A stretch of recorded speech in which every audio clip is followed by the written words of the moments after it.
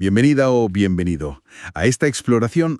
Hoy vamos a meternos a fondo en cómo la gente que sabe de finanzas, maneja su dinero.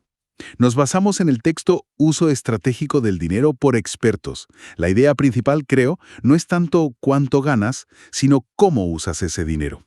Con inteligencia, con estrategia. Es casi como aplicar ingeniería a tus propias finanzas, ¿no? Y nuestra misión hoy es sacar en claro cuáles son esas estrategias clave. Exacto. El texto plantea un cambio de enfoque.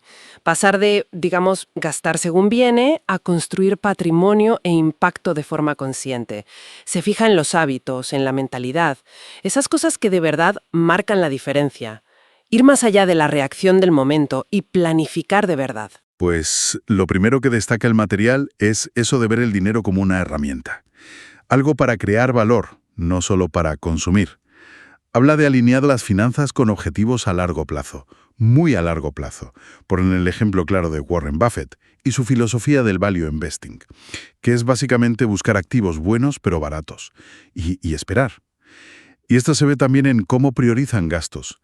Gastos que dan beneficios duraderos. Formación, salud, montar un negocio. Citar un estudio del Journal of Consumer Research que relaciona esto, gastar en experiencias y crecimiento con estar más satisfecho con la vida. Esa es la clave, sí, la intencionalidad. No es gastar menos, porque sí. Es gastar mejor, en lo que de verdad te acerca a tus metas. Y eso, claro, pide disciplina. Justo. Y ahí es donde entra eso que llaman la gratificación aplazada. El texto nos recuerda el experimento aquel de Stanford, el de las nubes de azúcar. La capacidad de esperar para tener una recompensa mayor. Pues parece que predice el éxito. A nivel de empresas, mencionan a Jeff Bezos, ¿no? Reinvirtiendo todo en Amazon durante años. Y en lo personal, parece vital evitar la inflación del estilo de vida. Eso de que, según ganas más, pues gastas más. Hay un estudio de la Reserva Federal que le pone números. Si te resistes a eso, puedes acumular un 30% más de riqueza en 10 años. Fíjate. Y esa disciplina, bueno, a veces se apoya en lo que el economista Richard Thaler llamó contabilidad mental, que es como ponerle etiquetas mentales al dinero. Este dinero es para esto, este para aquello. Ayuda a organizar y a no caer en el gasto impulsivo. Y permite que el interés compuesto haga su trabajo a lo largo del tiempo, construir patrimonio sólidamente. Es como dar a cada euro una misión, ¿sabes? Hablando de construir patrimonio, la inversión. Obviamente, es un pilar. El texto insiste en diversificar. Acciones, bonos, inmuebles, lo típico pero bien hecho. Menciona la teoría moderna de carteras de Markowitz. La idea es combinar activos que no se muevan igual para optimizar el binomio riesgo-rentabilidad. Hay ejemplos como el de Elon Musk, apostando fuerte por la innovación en Tesla, en SpaceX. Pero también se habla de estrategias más para todos y que funcionan, como lo que recomendaba John Bogle, el de Vanguard, usar fondos indexados de bajo coste. Fondos que simplemente copian un índice, como el IBEX 35 o el S&P 500. Y según Morningstar, a la larga, estos fondos superan a la mayoría de los gestores que intentan batir al mercado. Y algo muy importante, invertir en uno mismo. Formación, contactos. La Harvard Business Review calcula que eso puede subir tus ingresos un 15 o 20%. No está mal. Claro, pero invertir siempre tiene un riesgo.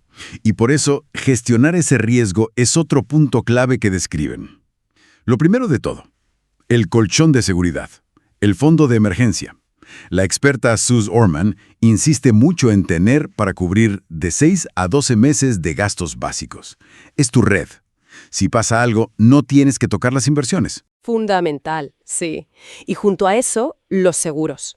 Los seguros adecuados. De vida, de salud, de responsabilidad civil. Protegen tu patrimonio y tu capacidad de ganar dinero si algo va mal. Hay un estudio del Risk Management Journal que relacionaba esta gestión activa del riesgo con un 25% más de estabilidad financiera. Se trata de proteger lo que has construido. Y además, el texto dice que evitan endeudarse demasiado, sobre todo con deuda cara. Y también las inversiones que son pura especulación, sin un análisis detrás.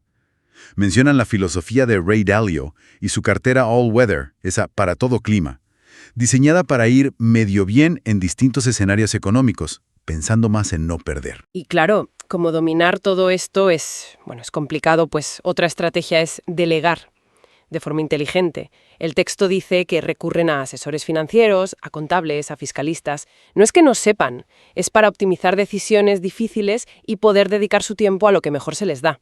Es la teoría de la agencia, buscar al especialista. El CFA Institute incluso sugiere que un buen asesor puede añadir un 1 o 2% al rendimiento cada año. También se apoyan en la tecnología, claro.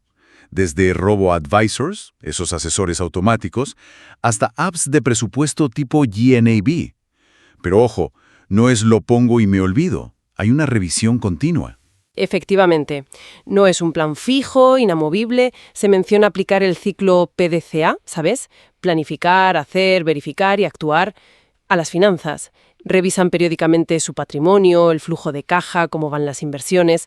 Citan a Mark Cuban como alguien que reevalúa todo constantemente. Y según McKinsey, estas revisiones activas se asocian con acumular un 15% más de riqueza en 5 años. Te permite ajustar el plan si cambian tus circunstancias o las del mercado. Analizan los gastos buscando dónde recortar si hace falta. Es que es un proceso vivo. Se adapta. Los mercados cambian, tus objetivos cambian, la vida cambia. Ser demasiado rígido no suele funcionar bien. Y ya para cerrar el círculo, el texto toca la filantropía estratégica. Describe cómo ven el dinero también como una forma de tener un impacto positivo. Y la aplican el mismo rigor que a sus inversiones. Buscan resultados que se puedan medir. Lo que llaman a veces inversión de impacto. El ejemplo más claro, Bill y Melinda Gates, usando datos para ser lo más eficaces posible en salud o educación. Usan herramientas como fideicomisos benéficos o fondos de donación asesorada. Permiten ser más eficientes con los impuestos y apoyar causas a largo plazo. Y un informe de Philanthropy Roundtable decía que esto no solo ayuda a los demás, sino que también aumenta la propia realización personal. Conecta la buena gestión del dinero con un propósito mayor, ¿no? En resumen, lo que describe el texto es que esa gestión experta del dinero se basa en la intención, en una disciplina de hierro y en mirar siempre al futuro. Aplican estrategia, diversifican con cabeza, gestionan el riesgo, buscan consejo, piensan a largo plazo y revisan todo sin parar.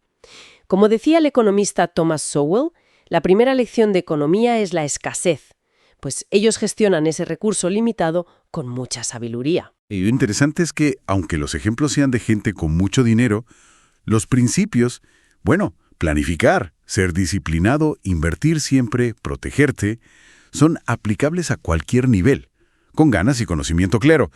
Quizás la reflexión final que nos deja todo esto es: ¿qué pequeño cambio inspirado en estas ideas podría hacer cada uno desde hoy mismo en cómo maneja su dinero? Gracias por acompañarnos. Si te ha gustado esta entrega, suscríbete, dale a me gusta y compártela con tus amistades.